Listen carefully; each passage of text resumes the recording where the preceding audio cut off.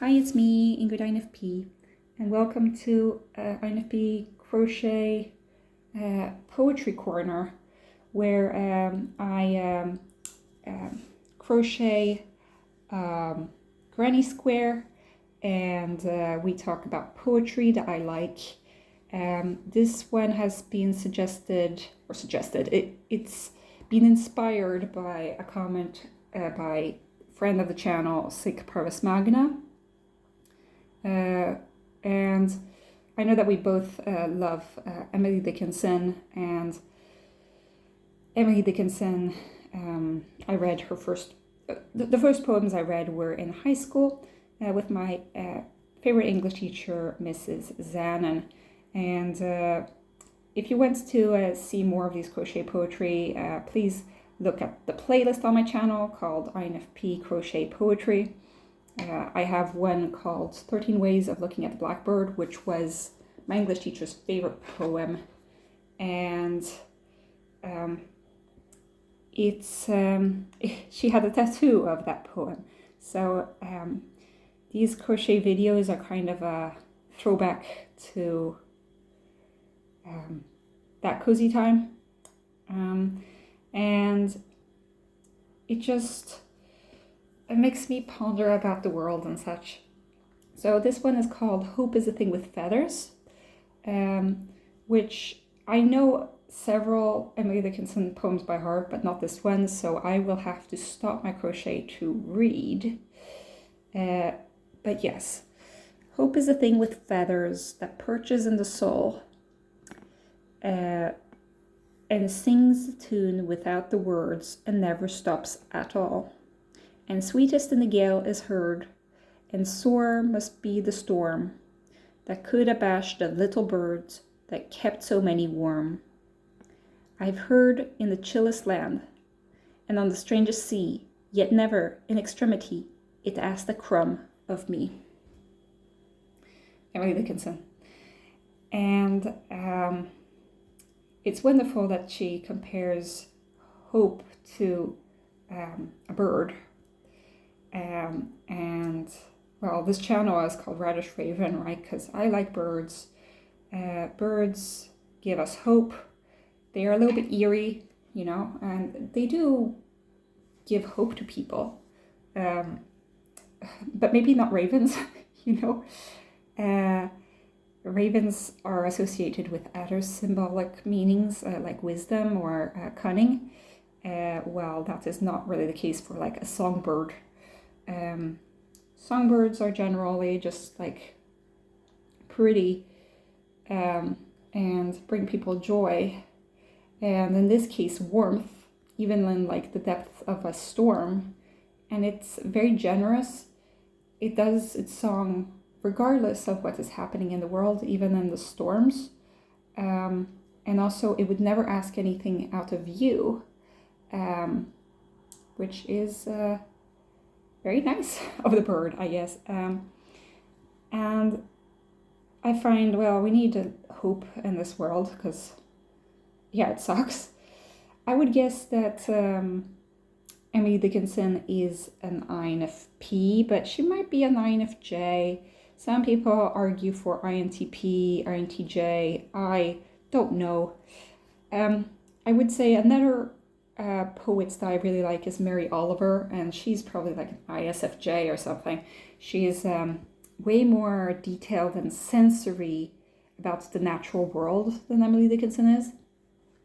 So it depends on what kind of poetry you want for that, what mood you're in, So sometimes I like Mary Oliver, when I feel like getting this lush description of nature.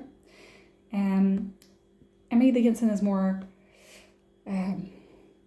figurative, spiritual, metaphorical, not of this world, and it's that intuitive sensing stuff. But Emily Dickinson does talk a lot about hope. She does talk about birds quite a lot.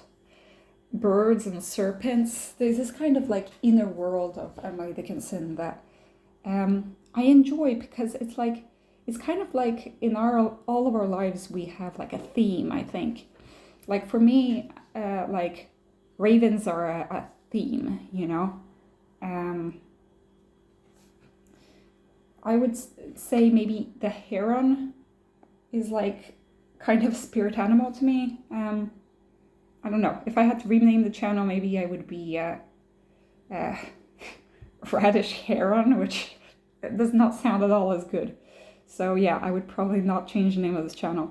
I think that the heron is pretty much a big part of my life. And probably my signification of different birds or different natural elements or concepts of things would be very different from Emily Dickinson. But she has a sort of dictionary of her own interpretations of certain concepts. So like she talks a lot about stone, she talks a lot about birds, she talks a lot about the storm, and they have special meanings for her, which they don't have for anybody else. Which is kind of how I make my poetry too, but maybe it's just because I've been so influenced by Emily Dickinson that my poems, I try to make them a little bit like hers. Yes, for me, birds mean something different than hope. But I can see why birds would mean hope. It's kind of, here in Sweden, it's a big thing when all of the birds come back from the winter. Because, well, you know, the long Swedish winter is like so depressing. So you need something to hang on to. And I like hanging on to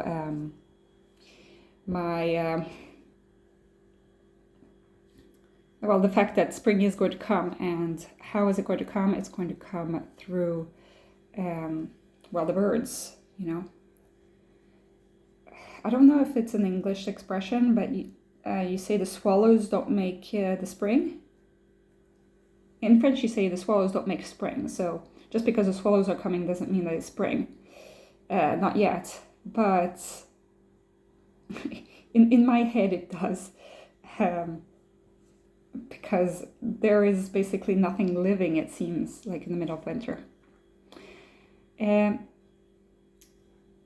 But there are the ravens, they're still there, they still survive, and the pigeons and certain other birds like robins, I guess, stay during the winter. Sometimes, I don't know. But yeah, so they are a message of hope. And I think it's also like angels have feathers. So I think that that's kind of something that Emily Dickinson was associating with hope. Let's go back and look at the text of the poem. It's sweetest in the gale is heard. The sore must be the storm. And sore must be the storm that could abash the little bird that kept so many warm. So even this huge storm can't take away the warm balm that this little bird has been able to give to so many. Which is a beautiful concept, you know. Even in the chillest land and the strangest sea, even in like far away from everything, this little bird can bring hope to so many people. And I like the fact that the bird is sitting in the soul, like just like perched there and going beep, beep, beep. And I don't know, I find it a little bit humorous as well. Yeah, that is all I had to say about this poem. Please give me some recommendations. I haven't done this for about a year. Yeah, have a great day, everybody. Bye.